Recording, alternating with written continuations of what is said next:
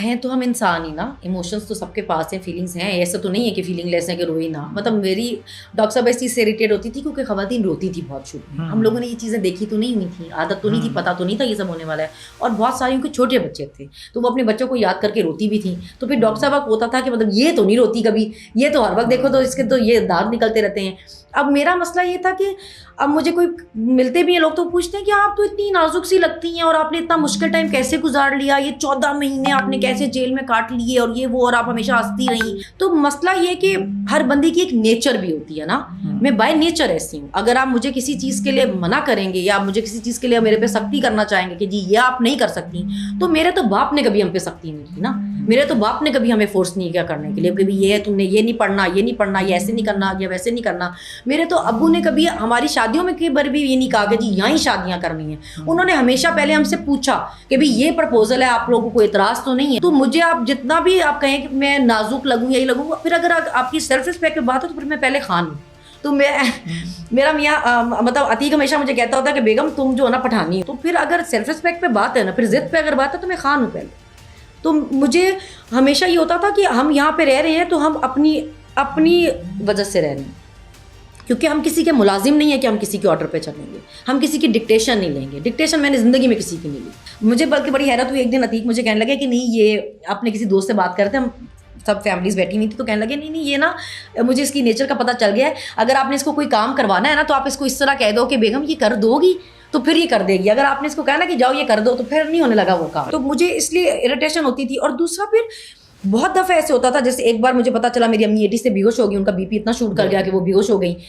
جیسے T V پہ کوئی خبر آ جاتی تھی کہ کسی کا بچہ کڈنیپ ہو گیا, تو میں سوچتی تھی پتہ نہیں میرا محمد کیا کر رہا ہوگا, پتہ نہیں کہاں پہ ہوگا, کیونکہ ظاہر ہے وہ چھوٹا ہے. میں نے خواب میں دیکھا کہ میرا محمد بہت رو رہا تھا, تو میں گھبرا کے رات میں اٹھی. میں نے کہا پتہ نہیں میرا دل اتنا گھبرایا کہ مطلب پتہ نہیں کیا بات ہوئی ہوگی, کیا ہوا ہوگا, کچھ ہوا نہ ہو.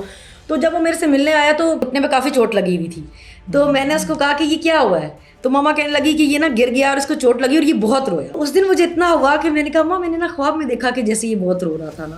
تو میں نے وہاں پہ جو لیڈی وارڈنس تھی نا وہ بیچاری اتنی اچھی تھیں, جو ان کا اسٹاف تھا. میرا دل نا بہت پریشان ہے, میرا دل بہت گھبرا رہا ہے, میں نے اپنے محمد کے لیے خواب دیکھا ہے, تو آپ پلیز مجھے کسی طرح میرے گھر کی میسج پہنچا دیں کہ میرا بچہ ٹھیک ہے, میں آپ مجھے دیں تو میں آپ کا میسج پوچھ کے لا دوں گی کہ آپ کا بیٹا ٹھیک ہے نہیں.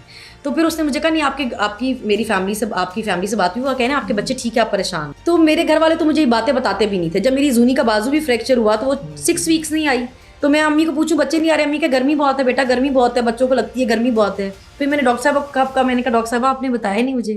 ڈاکٹر صاحب کہتی تو تم نے کیا کر لینا تھا, تم باہر نکل سکتی تھی, تو بچی نے جو تکلیف دیکھی تم بھی تکلیف میں آ جاتی, تو اس نے نہیں بتایا. مشکل ٹائم بھی دیکھی ہم نے, لیکن ہم لوگوں کو رو کے نہیں دکھا سکتے تھے, اس لیے کیونکہ بہت لوگوں کی امیدیں جڑی تھی ہم سے.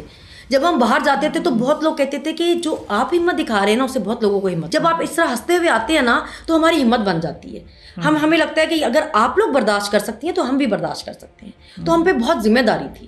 ہم صرف اپنے مسئلے یا اپنے بچے یا اپنی فیملی, لوگ ہماری طرف دیکھ رہے تھے, خان ہماری طرف دیکھ رہا تھا, وہ بار بار ہمارے بارے میں پوچھتا تھا کہ میری خواتین کیسی ہیں. اور وہ کہتا تھا ہمیشہ, وہ کہتے رہے ہیں ہمیشہ کہ میری تو خواتین کا ہی مقابلہ نہیں کر سکتی. جب وہ ہمارے لیے اتنی مشکلات کاٹ رہا تھا, ہم اسے کیسے جھوٹا پڑنے دیتے. تو ہمارے پہ بڑی ذمہ داری تھی, نہ ہم اپنے لیڈر کو مایوس کر سکتے تھے, نہ ہم لوگوں کو مایوس کر سکتے تھے, اور نہ اپنی فیملی کو کر سکتے تھے. میری فیملی دیکھے کتنی مجبور تھی کہ وہ آپ کو جیسے آپ وٹنس آپ نے کیا ہوا ہے کہ وہ کتنا پیسہ لگاتے تھے بیچارے, وہ کتنی خواری کاٹتے تھے, وہ بیچاری سے زیادہ کچھ نہیں کر سکتے تھے. تو میں ان کو کیا رو کے دکھاتی کہ آپ کچھ کیا صحیح نہیں کر رہے, جو میں رو کے دکھا رہی ہوں کہ مجھے نکالیں. تو میں ان کو ہمیشہ کہتی تھی ٹھیک ہے آپ جو کر رہے ہیں نا ٹھیک ہے. جب میری امی نے مجھے بتایا نا کہ یہ اس طرح ملی ہے اس سے, اور خان نے کہا کہ آپ صنم کی فکر نہ کریے گا, میں نے نیئر صاحب کو کہا ہے کہ وہ صنم کا کیس دیکھیں گے اور صنم کو کہیے گا وہ بہت بہادر ہے. تو میں صرف ایک ہی بات پہ اسٹک تھی, میں نے امی سے ایک ہی بات پوچھی اپنی, ماما انہوں نے صنم بولا, مطلب انہوں نے میرا نام لیا, ان کو میرا نام پتا تھا. ماما نے کہا لو ہاں تمہارا نام پتا تھا. انہوں نے کہا کہ صنم بہت بہادر ہے. تو پھر جب ہمیں اس کے بعد بھی کوئی لائرز وغیرہ ملتے تھے جو خان سے میٹنگ کر کے آتے تھے, تو وہ بتاتے تھے کہ خان آپ کو بڑا اپریشیٹ کرتے ہیں کہ آپ لوگوں نے بڑی بہادری دکھائی ہے, آپ خواتین نے بڑی بہادری دکھائی ہے, اور وہ اسپیشلی آپ لوگوں کا نام لیتے ہیں. تو مجھے اتنی خوشی ہوتی تھی کہ مطلب ہمارے لیے, ہم تو کبھی خان صاحب سے مطلب میں ایک دفعہ ملی تھی, مگر وہ کوئی سب یوٹیوبرس کی میٹنگ تھی, تو ایسا کوئی انٹریکشن تھا نہیں. تو میرے لیے یہ بہت بڑی بات تھی کہ ان کو میرا نام پتا تھا. تو میں تو ابھی بھی مجھے کسی نے پوچھا تھا اگر خان سے ملیں گی تو آپ کیا کہیں گی, تو میں تو کہتی تھی میں تو اسی چیز کی ایکسائٹمنٹ سے باہر نہیں ہوں ابھی تک کہ خان صاحب آپ کو میرا نام پتہ ہے. آپ ہمیشہ میرا نام لے کے بات کرتے ہیں کہ بھی مطلب صنم ٹھیک ہے یا عالیہ ٹھیک ہے یا ڈاکٹر یاسمین ٹھیک ہے. پھر جب میرے سینٹ کے لیے بھی ہوا تو بھی مجھے انہوں نے کہا کہ خان نے کہا کہ آپ یہ صنم کو سینٹ کے لیے دیں ڈاکٹر صاحبہ کے ساتھ, تو میرے لیے بہت آنر کی بات تھی. اس کے بعد بھی ابھی جب یہ میرا این اے کے لیے بھی تھا تو مجھے رؤف حسن صاحب جب مجھے ملے تو انہوں نے مجھے کہا کہ خان نے تمہارا نام لے کے کہا ہے کہ اس کو این اے کے لیے کہنا ہے, اس کا این اے کے لیے کرنا ہے. تو میں نے کہا کہ بس بات ہی ختم ہو جاتی ہے پھر تو. ڈاکٹر صاحبہ صرف پیشنٹس چیک نہیں کرتی تھیں, وہ بکس بھی بہت پڑھتی تھیں, وہ بہت بکس پڑھتی ہیں اور وہ سارا دن پوری جیل میں میڈیسنس بانٹتی رہتی تھیں. اور وہ پھر کوئی بھی ان کے پاس میڈیسن لینے آتا تھا وہ کہتی تھی صنم جاؤ یہ دوائی نکال کے لا کے دے دو. تو میں ان کو کہتی تھی ڈاکٹر صاحب میں تو آپ کی سیکٹری ہو گئی ہوں ابھی. تو وہ کہتی تھی ہاں تم میری ڈسپینسر ہو. تو اب وہ ہم اس طرح کرتے تھے کہ ہم کیونکہ باقی سب تو آپس میں گپ شپ بھی کر لیتے تھے. پھر لاہور میں آسانی اس لیے تھی کیونکہ کیبل تھی, وہاں پہ چینلز آ جاتے تھے, ہم کوئی ٹاک شوز دیکھ لیتے تھے. اور جیل میں تو ہم نے وہ ڈرامے دیکھ چھوڑے جو ہم نے زندگی میں نہیں دیکھے تھے. جب میں باہر تھی میں نے کبھی کوئی ڈرامہ نہیں, پر جیل میں مطلب ہمارے پاس آپشن ہی نہیں تھے. ہم نے دیکھا وہ ایک خی ڈرامہ لگتا تھا جیو پہ, ہم وہ بڑے شوق سے دیکھتے تھے. پھر حمزہ علی عباسی کا تھا جانے جہان, ہم وہ بڑے شوق سے دیکھتے ہوتے تھے. تو کچھ ڈرامے تھے جو ہم بس ٹائم پاس کے لیے دیکھ لیتے تھے, کچھ اور کرنے کو نہیں ہے. کچھ ہم بڑے شوق سے ویٹ کر کے دیکھتے ہوتے تھے. تو وہ ایک دو ڈرامے تھے اس طرح کے یہ والے. باقی اس کے علاوہ جو جیل کی خواتین تھیں نا باقی دوسری, وہ ہماری بہت رسپیکٹ کرتی تھیں سب کی سب. وہ ان کو ایسے لگتا ہوتا تھا یہ پتہ نہیں کون اور یہ یہاں پہ کس طرح آ گئی ہیں, غلطی سے آ گئی ہیں شاید. تو ان کو لگتا تھا یہ کوئی اور ہی ہیں. تو وہ اس لیے وہ ہمارا بہت احترام کرتی تھی, وہ ہم سے بہت اچھے طریقے سے رہتی تھیں. ایون جو فیمیل سارا اسٹاف جیل کا بھی تھا وہ بھی ہم سے بہت اچھے طریقے سے رہا ہے.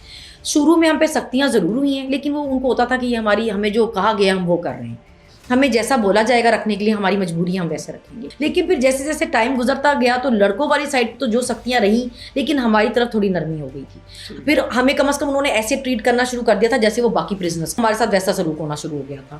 پھر ان سے ہماری دوستیاں بھی بہت ہو گئی تھیں کیونکہ ہم وہاں رہے اتنا ٹائم. تو لاہور جیل میں ہماری بہت دوستیاں تھیں, چاہے وہ اسٹاف ہو یا چاہے باقی پرزنر ہو. جب میں اور عالیہ ہم ادھر سے باہر نکلے نا, ہماری اصل خواری تب سے. تو انہوں نے ہمیں رکھا بھی الگ الگ سیل میں, سرگودا میں بھی انہوں نے ہمیں رکھا الگ الگ سیل میں.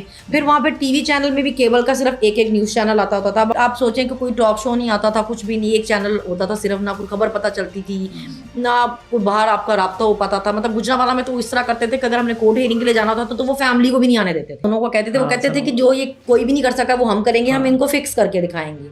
تو اس کے بعد پھر وہ ہماری منتیں کرتے ہوتے تھے کہ جب آپ آئیں کورٹ میں تو پلیز نعرے نہ مارا کریں, کہ آپ نعرے مارتی ہیں تو اس کی وجہ سے لڑکے بھی جو بندے آتے ہیں وہ بھی نعرے مارنے لگے. ہم نے ایسا فکس کیا ان کو, پھر وہ ہماری منتیں کیا کرتے تھے. مگر وہ کہتے تھے پلیز آپ نعرے نہ لگایا کریں, آپ نعرے لگاتی ہیں تو پھر لڑکے بھی نعرے لگانے لگ جاتے ہیں. اب وہ بھی آتے ہیں ہر پیج پہ نعرے لگاتے ہیں, آپ کو دیکھ کے انہوں نے بھی ایسے کرنا شروع کر دیا ہے.